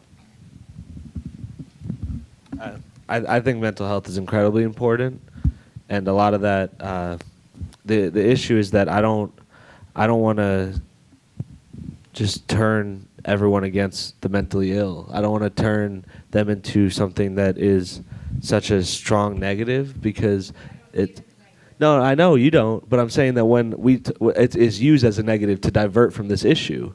When someone says those are mentally ill should not have the right to bear arms, and that's it. That's what they leave it at. They don't talk about the actual treatment. I talked to a therapist in near Liberty City about what they're doing for schools there, about how guidance counselors need teaching degrees but not actually any sort of guidance, or they're therapist requirements or whatever. And so a lot of kids in high school and college don't get actually diagnosed with their mental illnesses early on, and I think that's really important to be funding in regards to treating the mentally ill in this country. But I think a huge step towards that too is just about recognizing that it's treatable and treating it as a health issue and not turning them into criminals, which is something that happens in the state where I'm from, which is 50th in mental health spending out of 50 states. The private prisons in Florida, too, are supported very much by the government, and so they benefit from treating mentally ill people like criminals. And so it's hard for us to touch on that being in Florida, because that's used so much to undercut our attempts at finding solutions. But I do agree with you completely and wholeheartedly that we do need to combat this issue also from a human standpoint. It's that just also we shouldn't be limited to solving one problem at a time. We shouldn't be limited to say oh yeah, we're talking about this, but what about that? Because as we talked about before, it just becomes so bogged down that we have so many problems that we don't solve anything. It's that we should be able to say, okay, we're going to solve mental health, we're going to solve gun violence, we're going to solve and yes, these are hard things to solve, and they're not solved overnight. but we still just have to be able to look at it and say, yes, they are both problems. This is how we can solve this. This is how we can solve this. We mainly focus on gun violence and try to add in all of these other problems to it as things like police brutality, as things like domestic abuse fit into the issue of gun violence. And one thing that I talked about earlier this month when I was at a town hall in Staten Island was that the idea that I was talking to a social worker who works at an elementary school, and she says she only comes in 2 days a week. And those 2 days, she only gets to meet with an upwards of just about 20 kids in schools that have over thousands of kids. That's just a terrible ratio to have in any school, especially in elementary school, where if you're able to diagnose these issues when the kids are developing, when they're even younger, then they won't go undiagnosed through college, won't go into their late 40s and 50s and then become violent individuals. And now, not every single person with a mental disability or a mental illness is violent.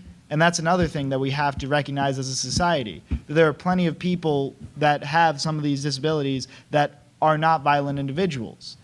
But we just need to draw those lines. Yeah. Yeah. Yeah. Because I think that mental illness is a really complex issue. And it does intertwine with guns because that's what people resort to a lot of the times. However, I do feel like it's yes, we want to diagnose people, but we also want to embody and talk about and enforce holistic health. Because I know people who have ADHD who were diagnosed when they were 6 and they're dependent on drugs. You know what I'm saying? And there are drugs that really do help people focus. But I know that my best friend who has ADHD, when she doesn't take her medication, she is my best friend. And when she does take her medication, she's a shell of a person. She's a shell of a person. And she doesn't want to be a shell of a person. So there's days where she goes and she doesn't take her medication because she wants to be herself. So, and that's a whole nother issue on its own. I'm sure we know that can get really extensive. But that is a real problem. And I feel like that starts in education and it starts in schools. We need to have our schools be more safe environments.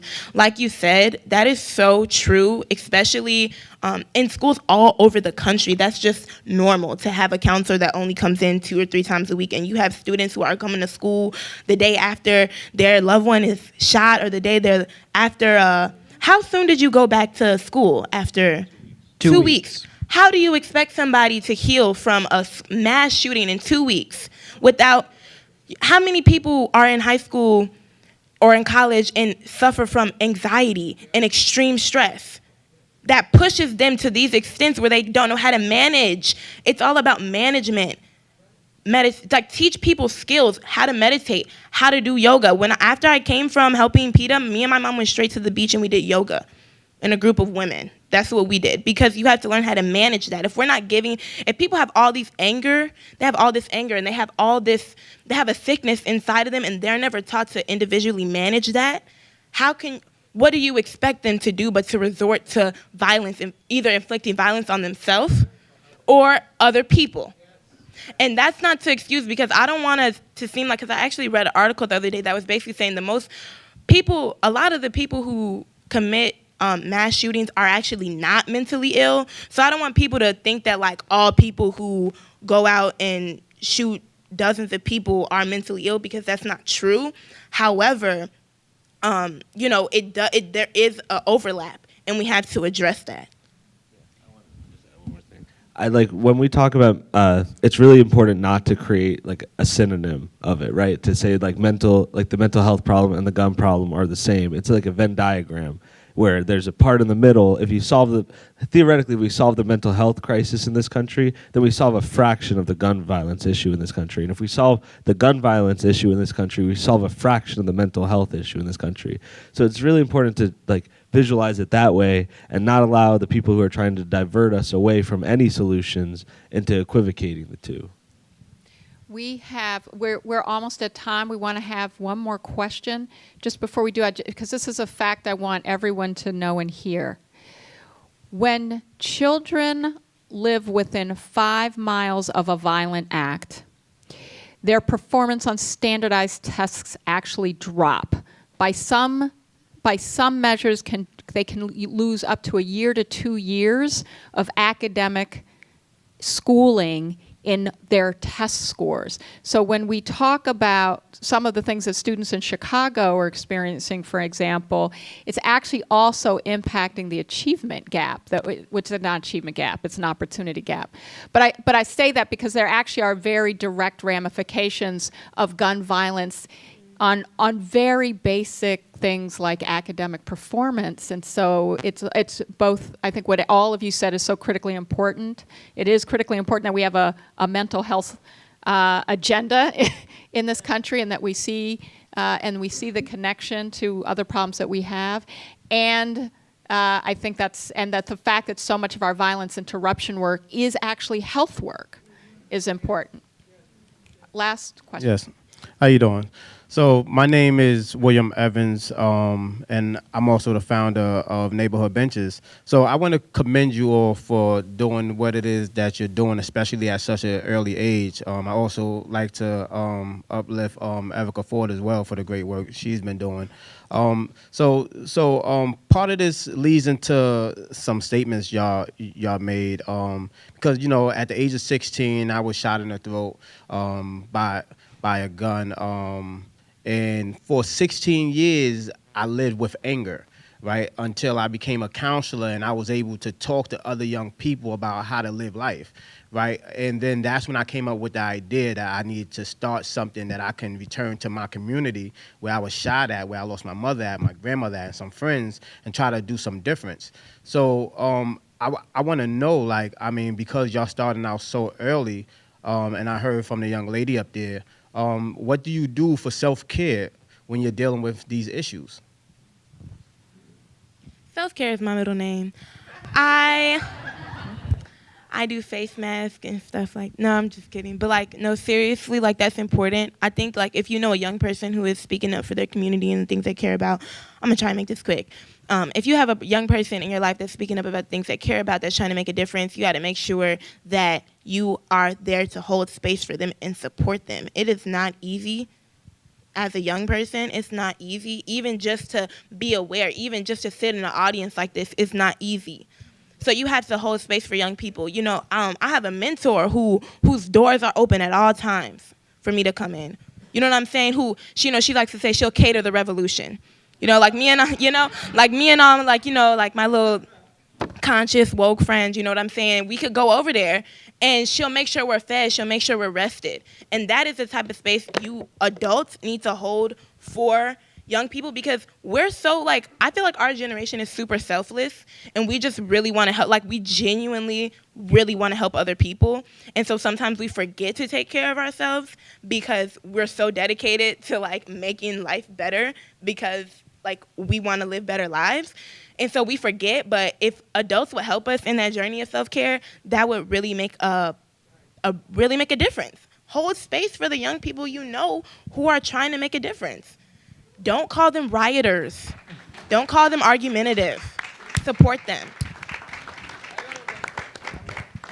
Like I was saying, I have people that have pushed me to the limit to where I need to be. So I wasn't even willing to do yoga, to be honest, until I was walking home from school one day, and then my brother was like, "Yo, let's go." I'm like, "Where we going?" He's like, "We're going to do yoga." I'm like, "I'm not doing no yoga. I'm not doing yoga. I'm not even in shape for it." He like, "It don't matter."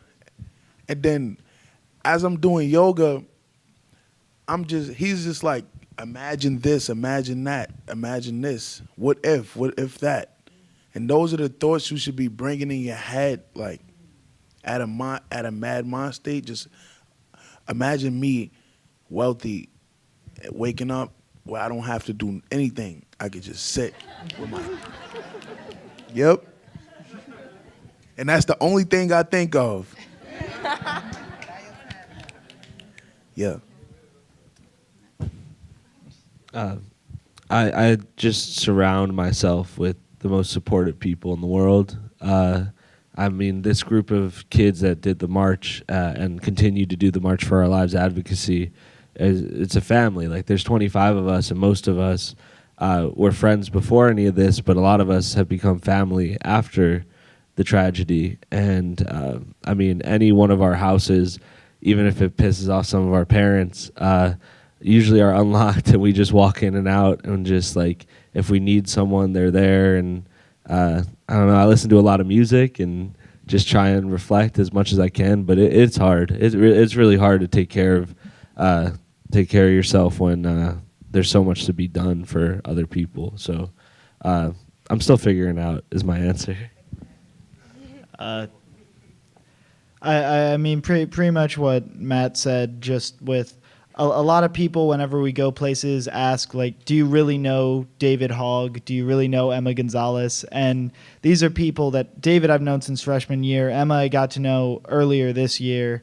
And they are a family. They are that support group where maybe I'm not taking every moment for myself, but if we're there together, if we're being positive together, just sharing, because every single one of those, like, 25, 30 people, they understand exactly what every other one of those 30 people is going through. And it's just very helpful to be in a group like that. It's very helpful to be in that just room with those people. And, like, I mean, I said this to some people earlier. It's like, we saw Avengers 3 last night, like, a bunch of us. Like, I was with Cameron Kasky in the good? theater. It was pretty good. Okay. It was incredible.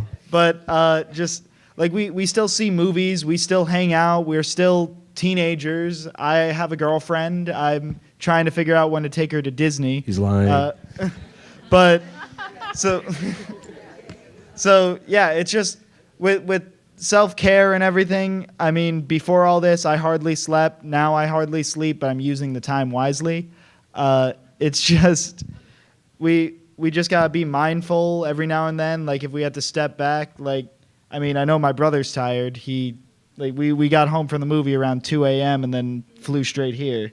But we'll get rest. We'll figure it out. So I want, first of all, is everything on Corey?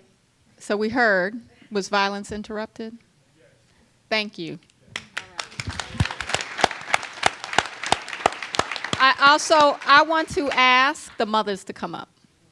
Come on. Yeah, come on. I want the mothers to come up.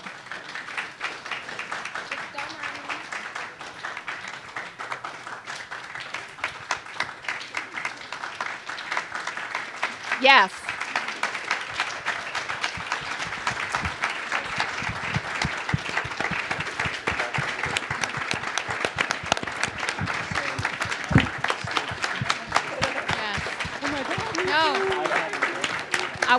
So, yes, thank you for standing.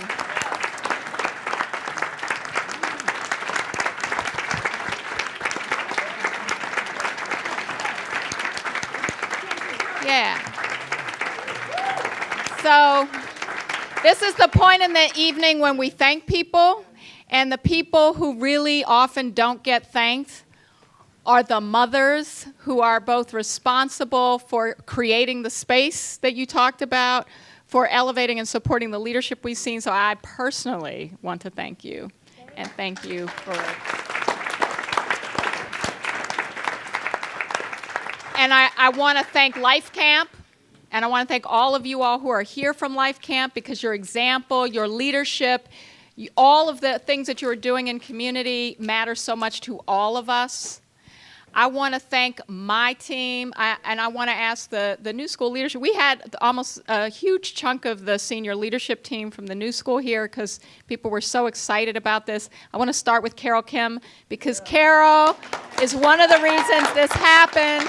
Carol Kim was like, why aren't we talking about gun violence? I said, okay, Carol.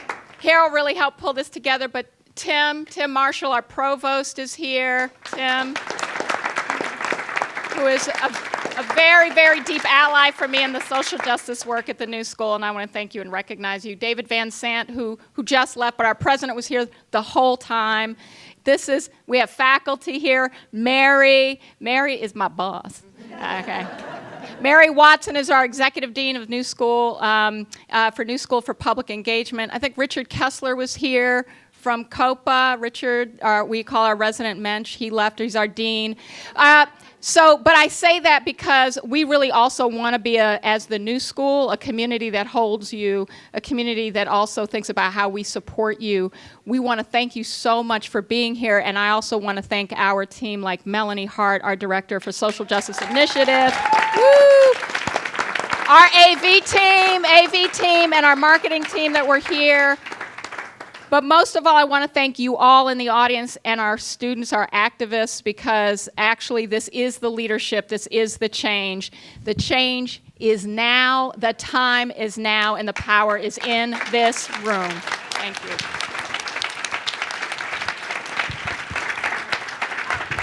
And June 2nd, we will elevate June 2nd at the New School and make sure the word gets out.